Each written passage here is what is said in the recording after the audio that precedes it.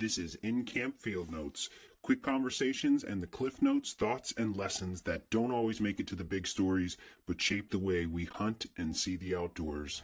This is In-Camp Podcast. So when we're talking about the postseason, and you said you're not very good at shed hunting, but if you were to split your scouting and your shed hunting a little bit, is there key elements in the woods that you kind of just run to? Yeah, again, like most of my shed success has come from bedding areas. I think that probably, well, A, that's where deer spend a lot of their time. So that's a good spot to start. B, that's because that's typically what I'm scouting in the winter is I'm looking for bedding areas. And so when I get to a bedding area, I'm already kind of grid searching it, from a scouting perspective. Which again, having that tracker on, knowing what you have covered, what you haven't covered, certainly makes it more helpful. I seem to find that I can pick out sheds a lot easier on cloudy days than sunny days. Sunny days, there's just shadows everywhere. Things don't, pop with color as much as they do sometimes in clouds, or maybe they pop more with color, depending on like the level of light. So, I find that cloudy days pretend to be better. Sometimes even like a little bit of moisture seems to help in getting those antlers to pop. Actually, when grid searching on a buck that I didn't hit very well a couple weeks back, I did find a really good shed in Oklahoma. And the reason I found it was I was going slow, a buddy of mine, we were grid searching together. He was kind of like 30 yards downhill of me, and we were both just moving really slow, scanning. And there was like 1 inch of tine sticking up out of these leaves. And had I been walking at normal Jared scouting pace, never would have seen that thing. And so I honestly think that's my biggest problem in not finding sheds is I'm just going too fast. I'm looking for the obvious things, or I'm looking for deer sign, not deer antlers. So just like being willing to slow down. And I think that kind of goes back to my earlier point about scouting is like, if you think you're going to go shed hunt 200 acres effectively, I hope you've shed hunted it about 100 times and you have like a UTV and like 6 shed dogs. It's like pick out 20 acres to cover really well, rather than 200 acres to cover absolutely piss poorly.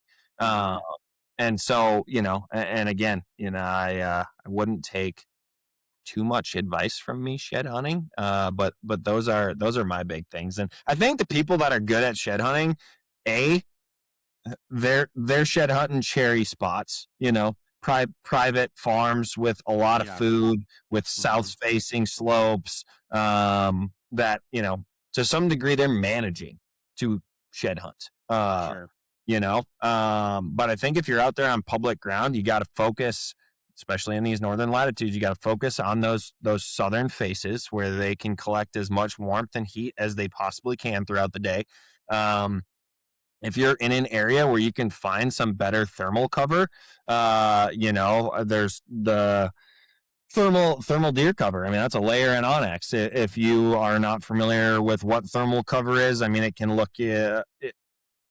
come in a few different varieties, but predominantly it's going to be your coniferous trees that have some of those lower hanging branches that block wind. And so keying in around those areas, or, like in your area and in my area where there's a lot of topography, understanding the predominant wind direction in the winter and looking in leeward sides, like I'm sure you often can find like some rock outcroppings or little deep cut canyons or draws that provide a lot of shelter from a particular wind direction. Those are likely places to be looking. And then just like thick cover, where when they walk through there, if they have any amount of antler on their head, they have no ability to avoid rubbing up against things. So those are the places that I'd start when I'm looking for sheds is focusing on bedding areas, understanding where is going to be the most protective or warming cover, and then thick cover, because I mean, at the end of the day, yeah, eventually they're going to shake their head and their antlers are going to fall off. But I think more times than not, they're bumping into something, or something is disturbing that antler off of its head, or it's like making them uncomfortable enough rubbing, and it's kind of like pulling on that pedicle, that then they try to get it off. Yeah. The one cool thing that you mentioned is ONX has this thermal layer cover, the layer for thermal cover. Yep. It's so important, because I've noticed too, if you do slow down through that type of cover when you're shed hunting, and especially when you're using that layer, you'll notice, like, if you get into like some pines or some kind of like evergreen thing, like in PA, it's like laurel and rhododendron. We have all that Yep. kind of stuff. So if you get into a big patch of that, and you're slow enough, because you won't even notice this that much if you're not. You'll notice like the gaps between that thermal cover, and you can like you can attest to this. If you go out in the snow and you go past those gaps, it's a highway through Yep. those things. But sometimes you don't even notice those trails, because a lot of times they're like not growing that thermal cover because it's not ideal. Like, it's like either rocky or some kind of the soil's not right or something. So a lot of times you don't even see that track through there. But that's one of those funnels that you can use a lot of times. It's so good in October. Yeah, and another one, because our thermal deer cover layer is really keen on coniferous. When you talk about rhododendron and mountain laurel and stuff, using that leaf off imagery, that's another really easy way to identify those more thermal type covers, is seeing that leaf cover, and some of that green, if you will, on an otherwise very grayscale brown leaf off map. Yeah. It's also that leaf off layer is so good for finding obscure water holes. I've used Mhm. it a lot for that. And that's like that part is invaluable. Those are some of the best spots I've found. Yeah. And the other thing that goes without saying, but I've certainly done it more than I'd like to admit, is you can't find a shed that somebody else has already found. So, if you're constantly coming up on other boot tracks and stuff while you're shed hunting, even if it's a spot that you're confident in, it's like, if somebody beat you there and they already walked the cover. Yeah, I mean, there's a chance that they were there 5 days ago and a deer dropped his antlers in the last 4 days. But Yeah. at the end of the day, like, you can't find a shed that's already been picked up. Mm-hmm. Yeah, that's true, man. And it is becoming such a popular thing to do. Like, I there's mean, it's not even very hunters anymore, man. Like, I honestly, yeah. sometimes I honestly think that hunters are now the minority of the people looking for shed antlers. And I don't that might be yeah. a very cold take, but No, I don't disagree with you, because it's like, I don't know how many people are like, well, can you like give me some of those for my dog? I'm like, do you have any idea how long I walked to find that thing? it might Like, only be a 25-inch 3-point side, but damn no, you can't have yeah, exactly. And they're like, well, if you could just cut a piece off. I'm like, that's worse. it. Yeah, You yeah, know? you can go buy one on Amazon for $10. But Yeah. no, I mean, I think there's a lot of crafty people that use them on their Etsy site or things they Mhm. sell, or they're selling the antlers themselves. I mean, there is so many people shed hunting today. Which is not legal in every state, but most people that don't hunt don't know that. So, Correct. the naive part's always kind of funny to me. They're like, "Oh, you have to wear orange on public land during this time." Yeah, it's on the sign. Everybody loves pleading the fifth, man. Yeah, exactly. Ignorance is bliss. Um, One thing that you mentioned about sheds is you talked about the going slow part, and that is really, really hard for most people that are, uh, your age, my age. It's like not a thing we really like to do, is like kind of slow down and smell the roses. But it is very important to scouting, especially if you're adding on to an area. And it's super important to the sheds, because I mean, how many can you can you recall a time where you just stopped and you were kind of just looking around. You weren't even looking for a shed. You were just looking around, and you look down and there's a shed like at your feet. Oh, I mean, I can do you one better. I can recall Yeah. multiple times when I've been turkey hunting with others, and they're like, "Hey, dummy, look behind you 10 feet." And it's like, I vividly remember one when me and my dad were turkey hunting together, I don't know, a few years back, and I about stepped on the damn thing, and I had no idea it was there. So, I mean, absolutely being just a little bit more cognizant of how fast or lack thereof you're moving is going to help you find more sheds. Yeah, I agree. So when would you say that, I don't know, I'll make up a percentage. When would you say that 75% of the bucks in your area generally become antlerless? Well, so it depends, right? So I have a good family friend that I've hunted their farm for like my whole life. And then most of the hunting that I do now, I really started hitting public. I'm probably at like year 9 or 10, something like that, where I got really serious about public land hunting. And um, most of my hunting happens on public with a bow. And then a lot of times I'll just go there for gun season and stuff. But if you're talking about the private on the farm, and this is kind of odd to me, but the majority of their bucks and the sheds that I found are in the middle of February on that farm. When I get on public, I don't really start finding very many until the beginning of March. And occasionally I'll find some, I'll find a random one in January or February, like out if I'm out with the dog or something. But normally I don't find any on public till March. So I would say probably early February on some of the private areas around here.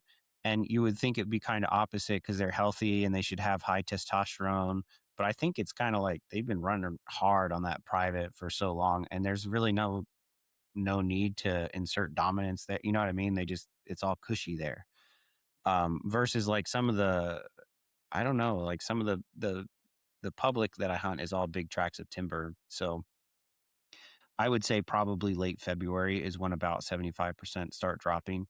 And then I find the bigger one. I usually find bigger sheds in the beginning of March.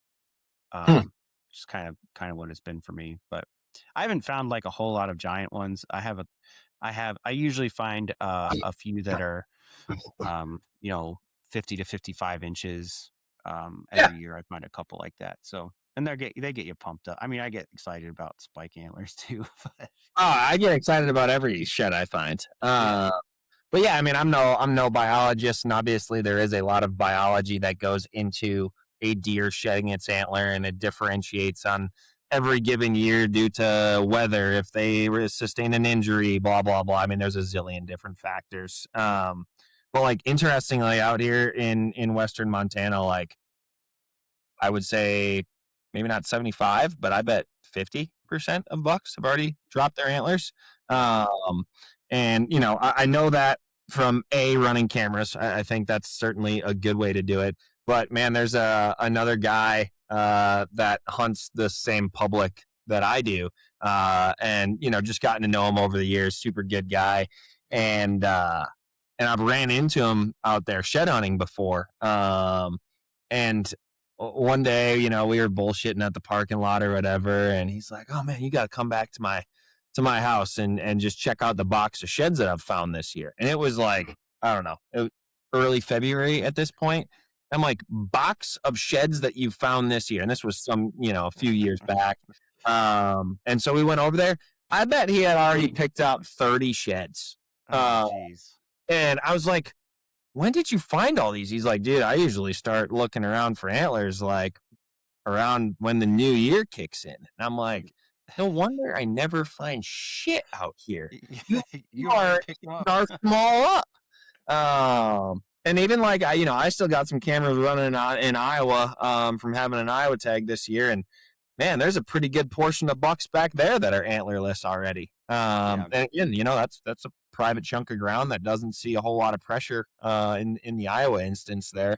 But But yeah, I don't know. That stuff's always interesting to me as far as when and why and how it can differentiate from year to year. Yeah, I could probably go out to that farm now and find some, but my problem is it's like 250 acres, about half of it is ag.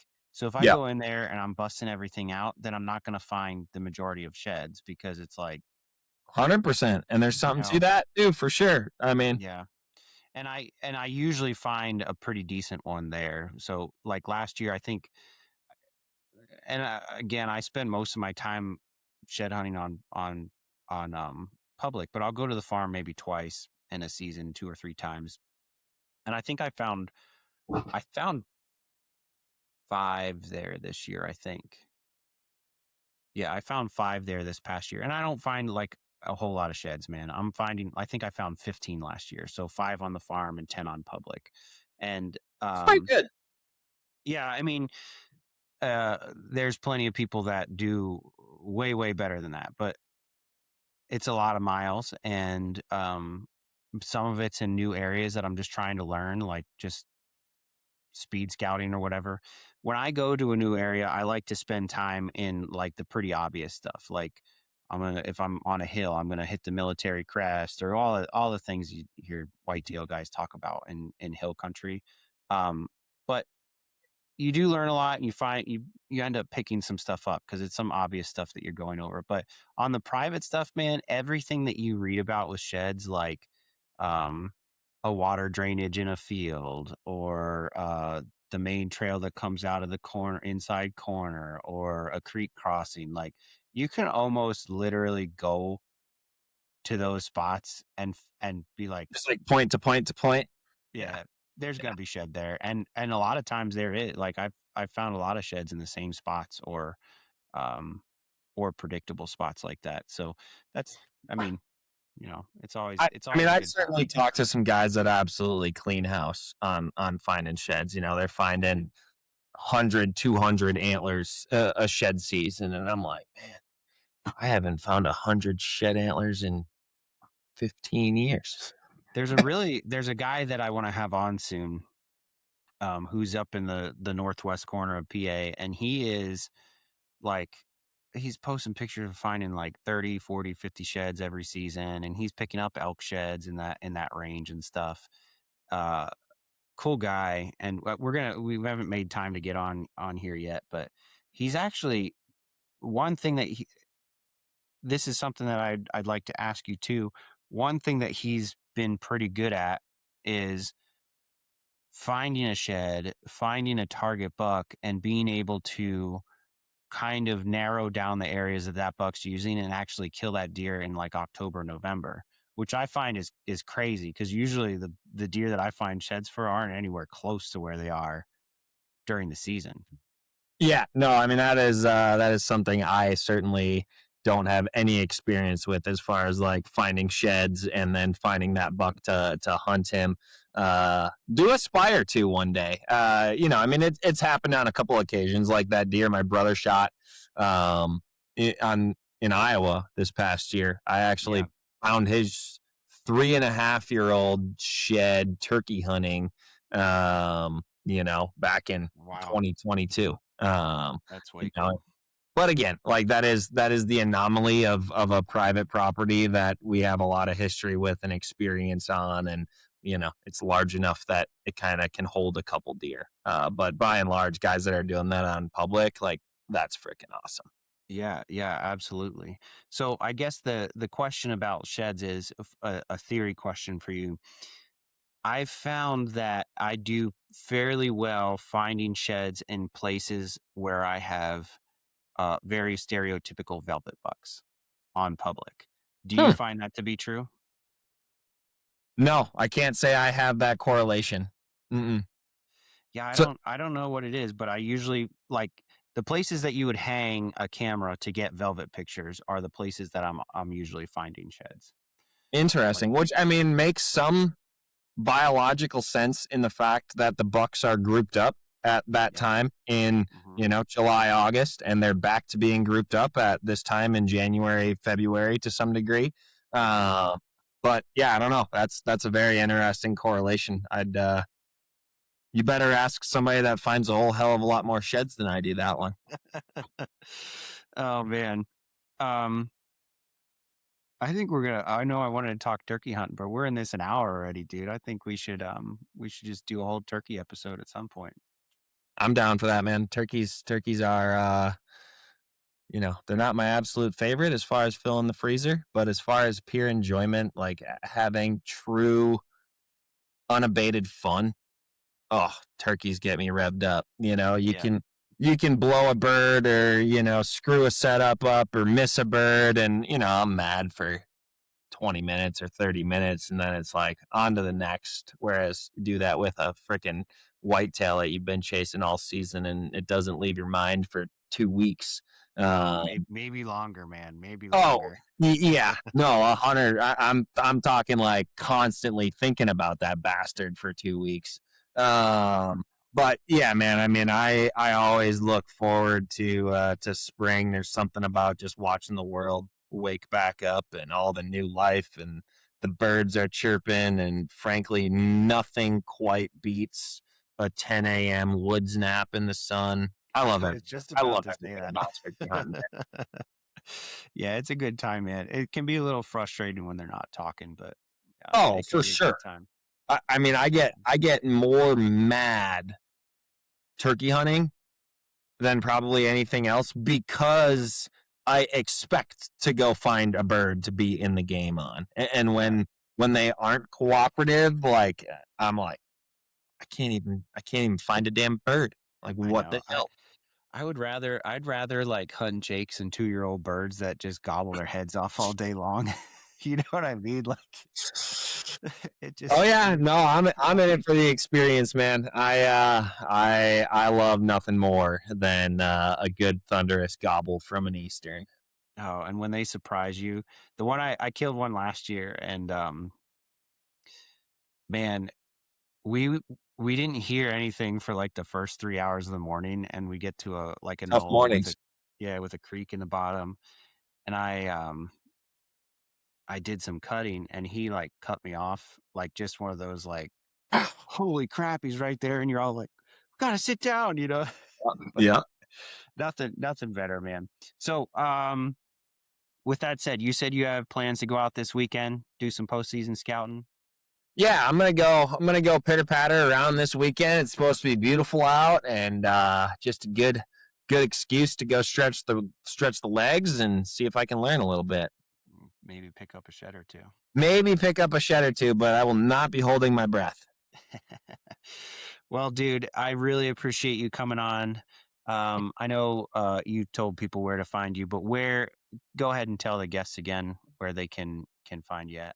Yeah, 100%. I mean, first off, like the ONX Hunt app is going to exponentially increase the amount of knowledge and information that you're able to intake and retain if you're going to go out and do some winter scouting. You get a 7-day free trial if you go download it, ONX Hunt on the App Store. Certainly go check it out. And then, if you want to just learn more about it, onxhunt.com, you're going to be able to read more than you probably care to about different features and functions of the app. I always tell people if you got 20 minutes while you're sitting down watching playoff football or whatever you like to turn on your television, you can't break anything. There's nothing that you can do that you can't undo. So play around, tap all the buttons, and that's the best way to learn about the app. But if you want to follow along with what I got going on, Jared C. Larsen on Instagram. I'll post stories now and again of what the latest happenings are, and for the foreseeable future, it's going to be a little bit of winter scouting, a little bit of winter fishing, and then I'm ready to ring turkey season in, man. Yeah, me too. Well, he's a killer, everybody. Go check him out. Dude, thanks again so much. I appreciate it. Yeah, appreciate you having me on, Aaron. It's always a good time. Thanks for listening. If you haven't already, go subscribe to In Camp Podcast on Apple Podcasts or Spotify. Follow us on Instagram. If you would please leave a 5-star review wherever you listen. I so much appreciate it. Thanks again for listening.